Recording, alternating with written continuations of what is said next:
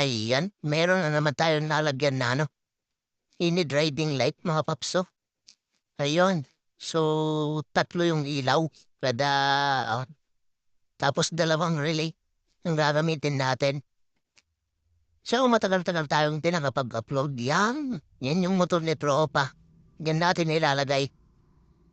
Wave 100. Ayan. So, tapos na. Ayan. Ang ganda ng ilaw. Sus, napakalinaw niyan. Sarap sa mata. Ayan o. Nakaw nasilaw pa. O iyan. Tapos macho pa ni Tropa. Yun, may kasama pa. Ay, iyan. Ganda ng ilaw talaga. Sus, yan. Inis product na naman tayo, mga tropa.